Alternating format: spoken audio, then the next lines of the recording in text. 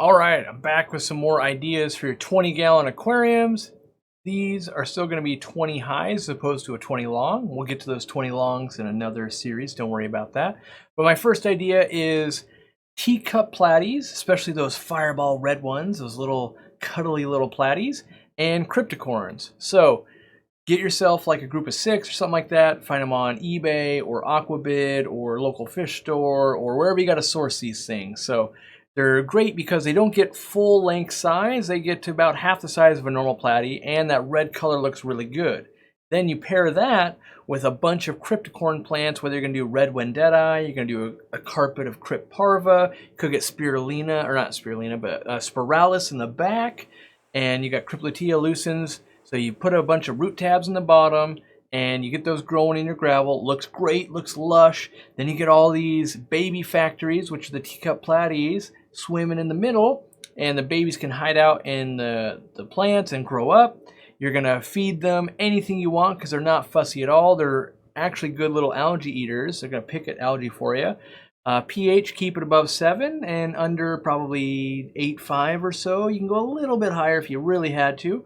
Temperature, kind of 72 and above. You know, if you keep your house pretty warm, maybe you don't even need a heater. The hotter you keep them, the faster they're going to breed, the more babies they're going to have more often, but they're also going to die faster. They'll live, 2 to 3 years or so. So if you want longevity out of these things, keep them cool. If you want to crank them out, keep them pretty warm. And you could sell some of these off to your local fish store once you have them going. They're really enjoyable, and they breed pretty true. So it's a great 20-gallon tank. You can't do a whole lot of variety of species typically, but you can get a lot of crypts going in the plants, and you can get a lot of baby factory going up top, and it always looks good. That red on green, good looking scenario. All right, the next one I've got is kind of a classic trio, and that is APISTOGRAMMAs. We're going to use the Agassiz Fire Reds for this one, but you could substitute Cacatoides, you could substitute Borelli, whatever you want. But we probably have good B-roll footage, and I like the look of those ones. And then in the top of the tank, we're going to put silver hatchetfish. And those guys are great little dithers, and they like to feed off the top. And then we're going to pair in the center of the tank with green neon tetras. Now, they're a smaller tetra. They don't get quite as big as like a cardinal or a neon, but they're the green neon. And why are we using that? Well, 20 gallons a tight fit. So what you might want to do is you might want to do, like a group of 6 or 8 hatchets, a pair of the Apistos, boy and a girl, and then a group of like 8 of those neons. And between those 3 layers, when you put food in, everything that floats, hatchets are going to eat. As it kind of comes down, neons are going to eat. And then what lands on the bottom, your Apistos are going to eat. And eventually those Apistos are going to breed, and the green neons are small enough and the hatchets stay up top, they probably won't prey on very many of the fry at all. So then you can kind of raise those up and get some, different parent behavior out of them, and maybe get a couple of pairs going, add some diversity to that tank. Eventually, as those grow up, you'll want to rehome them to another hobbyist or a store or something like that. I would plant it up. I'd put a little cave in there, whether it's an Apisto cave or a Pleco cave, coconut hut, something like that, so that the female can go in there and guard the fry and make a little paradise for you. Plants are easy: Anubias, Java Fern, Crypts. Doesn't really matter what you go with. They don't really have a preference so long as it's growing and it looks good. You'll enjoy it. And that little trio there is just one of those tried and true. Everyone seems to love it. All right, this is a 20-gallon tank where we use kind of all nano fish, and we're going to mix some, and we're going to try to get some different layers going. So up top, we're going to use clown killifish, and they're also known as the rocket killie. They look like a rocket where they've got this little like thruster out of the back, some stripes, and a rocket shape. And you want to get a group of like 6 of those. Definitely make sure we've got a top, just like with hatchetfish, want a top, because otherwise they're going to sail right out of there like a rocket. And we don't want that. They are relatively easy to breed if you have some floating plants like some water lettuce or rickia or hornwort. So think about that. And then in the middle, we're going to do some celestial pearl danios. Now those guys look like little trout. They got a very small mouth. So does the clown killies. And so we're going to feed something like our fry food or fancy guppy pellets or micro pellet, any of that kind of stuff. Frozen cyclops is good. Live baby brine is great. Any of those are going to work. And then down below, once food finally makes it past those 2 guys, we need a cleanup crew. and we want something not super boisterous. They're going to freak these fish out and not eat all their eggs instantly. So we're going to use some cherry shrimp.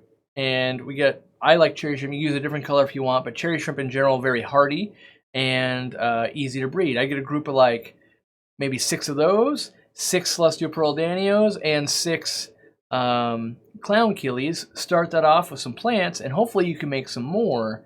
And what I really like about this tank, and I was saving this till the end, is the parameters. They can all live in the same parameters, which is kind of like 7 to 8.0 pH. And temperature, they don't need to be heated. They all can go fairly cold, like into the low 60s at least. So if you heat your house like at all, you can get away without having to do a heater, even with the plants and everything. Really great tank. Just make sure there's a top on it, and you feed it every day, and you'll probably make some more, and they're super cool. And all the fish in there, about all those things cost $5 to $6 each. So give me a little bit when you're going, oh, I gotta buy 6, that's $30, $30, $30. Yeah, but after 90 bucks, you got a pretty cool tank that should reproduce and make some more $5 bills for you. All right, the next tank I've got going is a guppy tank. I know, I'm a sucker for guppies. This one I would do panda guppies because I've got that kind of that, I guess, light blue, black, and blue, like navy blue coloration would look super good. And they're a live bearer, and they're going to make more. So I get like a trio of those, maybe up to 6 if you're really feeling froggy, but a trio, boy and 2 girls, let them start breeding in there. And then I would accent that with some other fish. And so the other stuff I would use, like as a bottom dweller, maybe some PYGMY CORYDORAS. They only get about that big, and they're super cute, kind of a silver fish with a black line through it. Won't take too much away from your showpiece guppies. And they'll kind of scoot along the bottom. They got a small mouth, so they're probably not eating too many fry for you, which is another plus. And then, because that's not quite enough, and you think I'm going to say shrimp, I'm going to go with pink ramshorn snails. They look really good when you've got that kind of pink foot, and you've got that translucent shell, so it looks pink. And that's going to stand out against that blue and white of the panda guppies really well. And so between all of those, they're all sellable. They're all going to be wanted by other friends, and you're going to want more, and you can put them in different tanks. All right, the next tank I've got for you is gold ring danios and dwarf chain loaches. Kind of some super activity going on in there. Fish that typically get put into another tank, but not necessarily featured like this. And the dwarf chain loaches get about 3 inches. I get a group of like 5 or 6 of those, a little spendy, as much as 15 bucks a piece in some places. The gold ring danios get about 2.5 inches or so. A lot of activity. I get a group of like 8 or 10 of them, kind of gold color. And you pair those with some really nice plants. You can make it easy. You can make it technical. Crypts, Anubias, Java fern, stem plants. All of them are going to do wonders with these guys. And you want a lot of flow in there. You get a little power head or a circulation pump because they like a lot of flow.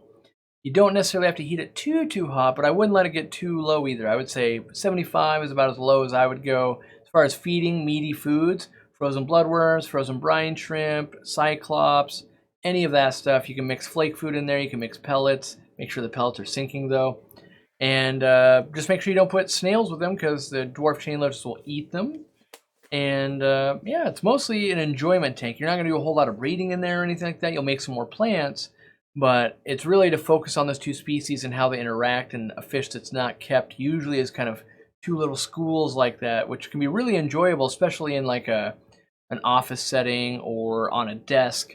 Something you're not having to do a ton of maintenance on. You don't have to catch babies out. You don't have to do any of that. It's just like, oh yeah, I just feed it and I change water and it does its thing, and I enjoy the quirky antics of loaches and how they kind of school around with some of those danios. So hopefully you enjoy that kind of a little bit different tank and something that not everyone usually recommends.